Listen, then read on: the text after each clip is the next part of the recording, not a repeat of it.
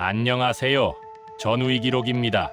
오늘도 이렇게 찾아와 주신 전우 여러분, 정말 진심으로 반갑습니다. 채널을 처음 방문하신 분들도 환영합니다. 저희 전우의 기록은 그 시절 군복을 입고 이 나라를 지킨 선배 전우들의 이야기를 기록하고 전하는 채널입니다. 혹시 아직 구독 안 하신 분들, 지금 바로 구독 버튼 한 번만 눌러주세요. 좋아요도 꼭 부탁드립니다. 이 영상 하나하나가 우리 선배 전우들의 땀과 희생을 기록하는 소중한 역사입니다. 여러분의 구독 하나가 이 채널에 큰 힘이 됩니다. 자, 오늘 주제 발표합니다.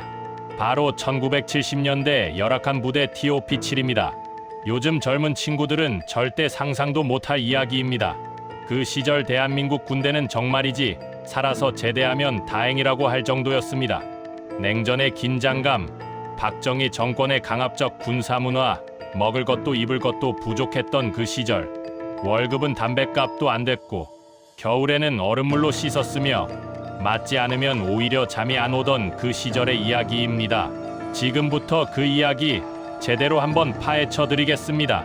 7위 강원도 산악 GOP 부대, 밤새 철책을 달리고 동이 트면 다시 달려야 했던 곳. 1970년대 강원도 최전방 GOP 부대는 요즘 사람들이 상상하는 것과는 차원이 다른 세계였습니다.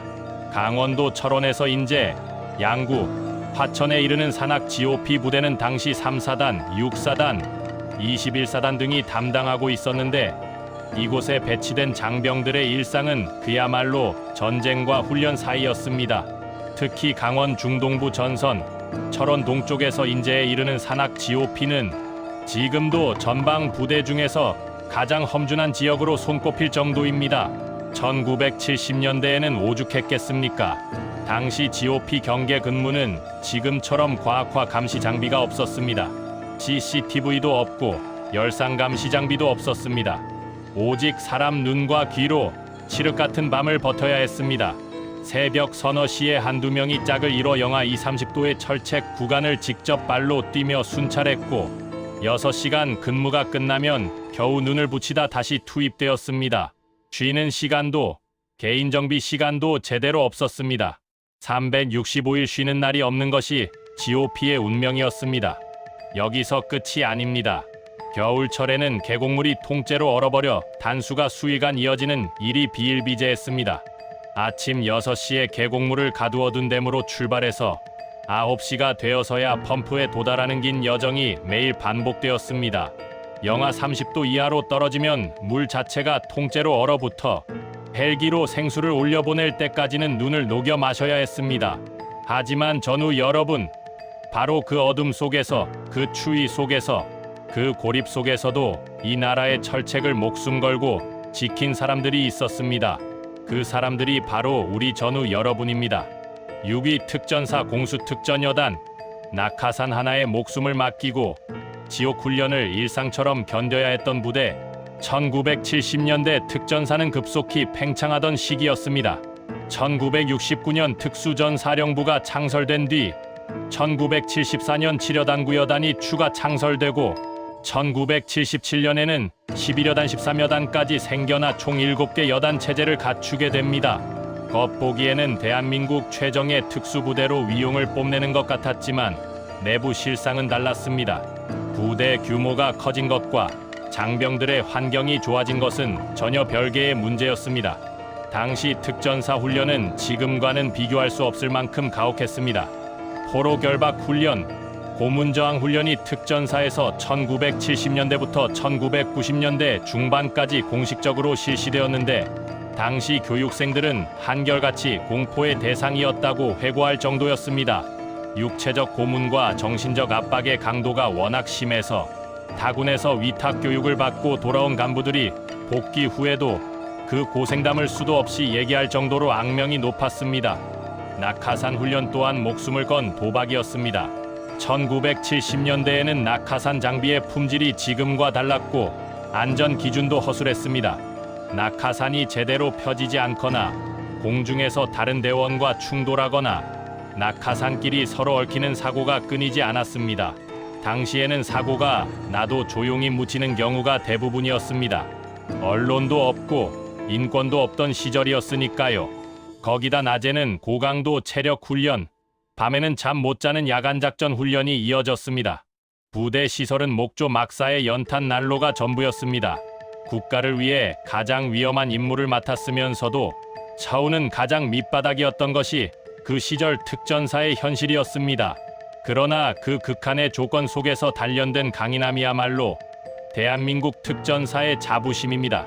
전우 여러분, 정말 대단하십니다.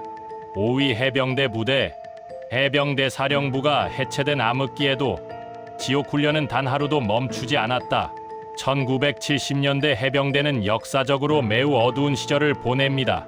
1973년 해병대 사령부가 전격 해체되면서 해병대는 해군에 예속되어 해군 해병이라는 굴욕적인 이름으로 불리는 시기를 맞습니다. 독자적인 사령부도 없어지고 사령관 보직마저 해군 제2참모차장으로 격하됩니다. 이른바 1970에서 1980년대 해병대의 암흑기가 시작된 것입니다.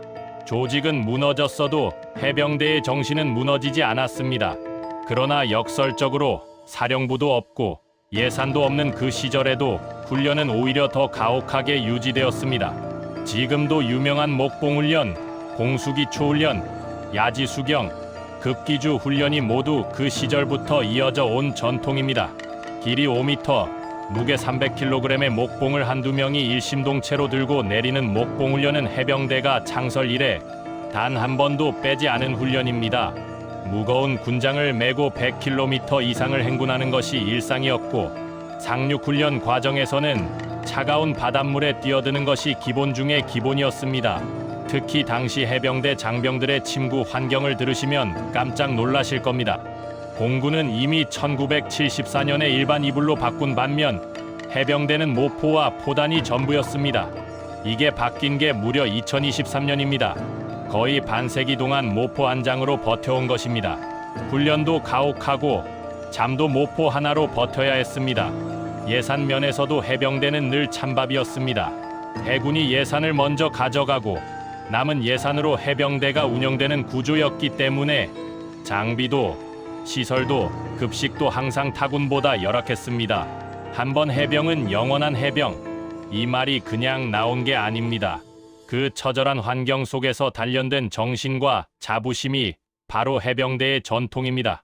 4위 강원도 산악 수색대대, 비무장지대를 맨발로 누빈 사나이들, 이름도 없이 사라진 영웅들, 수색대대, 특히 강원도 DMZ 인근 수색 임무를 맡은 부대는 1970년대 가장 위험한 임무를 수행했습니다.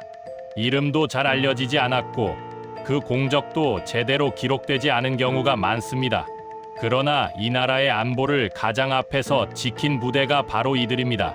1968년 1.2.1 사태 이후 북한의 무장공비 침투가 빈번해지면서 수색대대의 임무는 전시와 다름없이 격렬해졌습니다. 1970년대에도 울진 삼척 무장공비 침투 사건의 여파가 채 가시지 않은 상태에서 수색 인원들은 DMZ 내를 직접 누비며 정보를 수집하고 공비 흔적을 추적했습니다. 거기에 특전사 예하 수색 병력들은 야간 침투 훈련, 은밀 침투, 장거리 정찰 임무까지 소화했습니다. 당시 수색 임무는 지금처럼 드론이나 위성 장비, 야시경 같은 첨단 장비가 없었습니다. 직접 발로 산을 타고 직접 귀로 소리를 듣고 직접 눈으로 적의 동태를 파악해야 했습니다.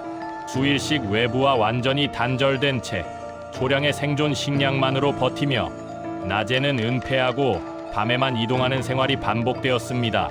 무전기도 자주 고장났고 보급도 불안정했습니다. 북한군과 맞닥뜨릴 경우 교전이 불가피했고 실제로 이 시기 비공개 교전에서 희생된 장병들이 적지 않았습니다. 하지만 그 이름들은 지금도 제대로 알려지지 않은 경우가 많습니다. 이름도 없이 기록도 없이 오직 조국을 위해 그 산속으로 사라진 그 사나이들을 우리는 반드시 기억해야 합니다. 3위 신병교육대 논산훈련소. 입대 첫날부터 사람이 아닌 번호가 되었던 곳. 1970년대 논산훈련소.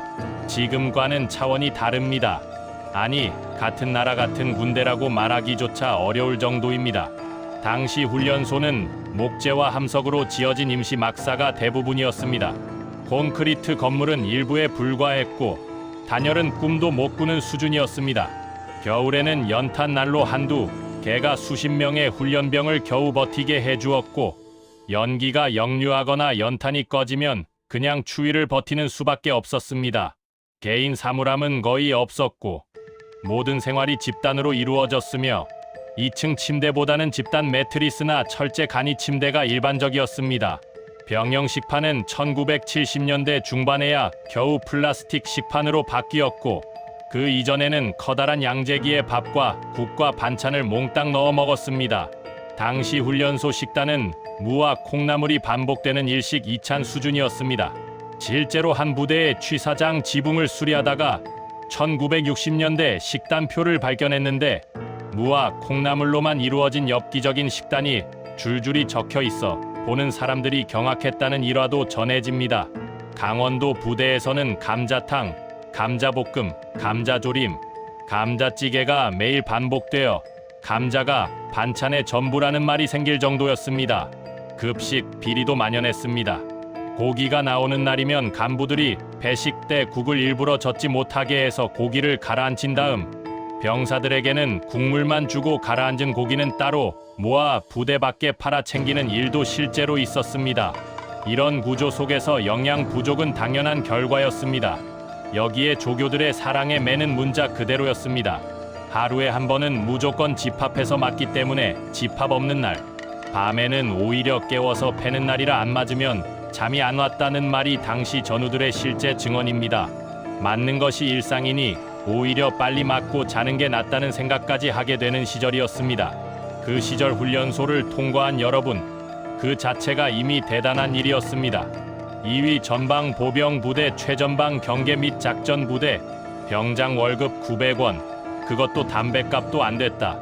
1970년대 전방 보병 부대, 이곳에서 복무한 전후 여러분께 묻고 싶습니다. 그 시절 월급 기억하십니까? 1970년 병장 월급은 단 900원이었습니다. 상병 800원, 일병 700원, 이병은 600원. 당시 쌀 한 가마니가 2,880원이었으니 병장이 3달치 봉급을 고스란히 모아야 쌀 한 가마니를 살 수 있었습니다. 더 충격적인 사실이 있습니다. 1972년 유신 체제 이후 오히려 병장 월급이 1,030원으로 인상됐지만 그 사이 대장 월급은 15만 2천원으로 올랐습니다. 대장과 병장의 월급 차이가 무려 148배. 박정희 정권 마지막 해인 1979년에는 그 격차가 167배까지 벌어집니다. 군사 정권이 들어서면 군인 처우가 좋아질 것이라는 기대는 완전히 빗나간 것입니다. 돈만 없는 게 아니었습니다. 생활 환경도 참혹했습니다. 목재와 함석으로 지어진 막사는 단열이 전혀 되지 않아 겨울에는 연탄 난로가 꺼지면 그냥 버텼습니다. 온수 샤워는 상상도 못했습니다. 철원 등 전방 부대에서는 물이 워낙 귀해서 고참 순서대로 한대야 물로 모두가 씻어야 했고 마지막 이병은 시꺼먼 떼국물로 세수를 해야 했습니다. 위생은 최악이었고 피부병과 전염병이 끊이지 않았습니다. 식사도 마찬가지였습니다. 비리가 만연했습니다. 상급 부대로 올라갈수록 물자가 풍부했고 빽이 있는 집 자식들은 부모가 돈을 써서 본부로 보내려고 했습니다. 반면 전방 보병 부대 병사들은 일식 2찬의 빈약한 식사로 하루를 버텨야 했습니다. 김치조차 김장독도 없이 구덩이를 파서 시멘트로 벽을 쌓은 뒤 담근 짠지 수준이었고 1970년대까지는 창고 석가래를 달리던 쥐가 김치 더미에 빠져같이 숙성된 경험담도 있을 정도였습니다. 거기에 선임에 의한 가혹행위는 일상이었습니다. 이것이 문제로 인식되는 것 자체가 허용되지 않던 시절이었습니다. 군대에서 맞는 것은 당연한 것이라는 인식이 사회 전체에 깔려 있었고 개인의 인권이라는 개념 자체가 군대 안에서는 존재하지 않았습니다. 1위 지피 부대 비무장지대 일반 전투. 대한민국에서 가장 고립되고 가장 위험하고 가장 외로운 곳, 그리고 마지막 당당히 1위를 차지한 부대는 바로 지피 부대입니다. 지피, 즉 일반 전투. 휴전선 남방 한계선을 넘어 비무장지대 안쪽에 위치한 초소입니다. GOP가 남방한계선을 지킨다면 GP는 그 최전선을 넘어 DMZ 안에서 북한을 직접 바라보는 곳입니다. 말 그대로 전쟁이 나면 가장 먼저 불길 속에 던져지는 자리입니다. 1970년대 GP는 지금과는 비교도 되지 않는 환경이었습니다. 외부와 완전히 단절된 채 수주에서 수개월을 보내야 했습니다. 휴가도 없었고 가족과의 연락도 극히 제한적이었습니다. 부대 시설은 낡고 어두운 지하 콘크리트 구조물이 전부였으며 전기도 불안정하고 식수는 계곡물에 의존했습니다. 겨울에는 계곡이 완전히 얼어붙으면 단수 상태가 며칠씩 이어졌고 그 안에서도 경계 근무는 단 하루도 쉬지 않았습니다. 극도의 폐쇄된 환경은 심리적으로도 극한까지 인간을 몰아갔습니다. 장기간 외부와 단절되고 주야가 바뀌는 불규칙한 근무 형태가 이어지면서 장병들의 정신적 스트레스는 상상을 초월했습니다. 실제로 GP에서는 1970년대 이후에도 총기, 사고와 극단적 선택이 다른 부대에 비해 현저히 높게 발생했습니다. 폐쇄된 환경과 극한의 긴장감이 사람을 한계 너머로 밀어붙인 것입니다. 무엇보다 언제 교전이 벌어질지 모른다는 긴장감이 24시간 끊이지 않았습니다. 1970년대는 실제로 북한 무장공비의 침투 시도가 끊이지 않았고 GP 근무 장병들은 그 최전선에서 적을 직접 마주할 수 있는 위치에 항상 있었습니다.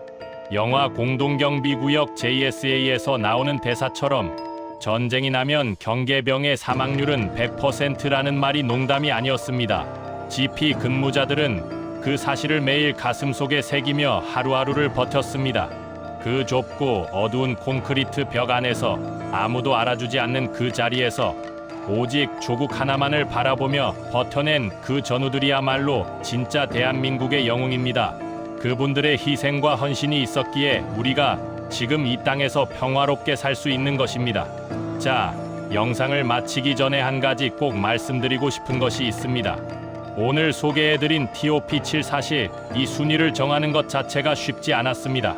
이번 선정 기준은 크게 세 가지였습니다.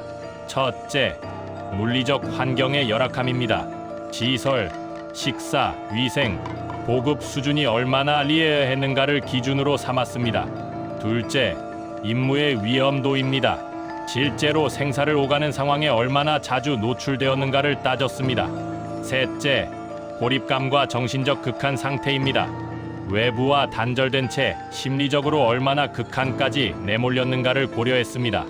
이 세 가지 기준을 종합하여 순위를 매긴 것입니다. 그런데 전우 여러분, 한 가지 꼭 기억해 주셨으면 합니다. 오늘 이 순위에 들어간 부대도 들어가지 못한 부대도 모두 똑같이 힘들었습니다. 1970년대 대한민국 군대는 어느 부대 하나 편한 곳이 없었습니다. 후방에 있었다고 해서 쉬웠던 것이 아닙니다. 보급 부대에 있었다고, 행정병이었다고 덜 고생한 것이 아닙니다.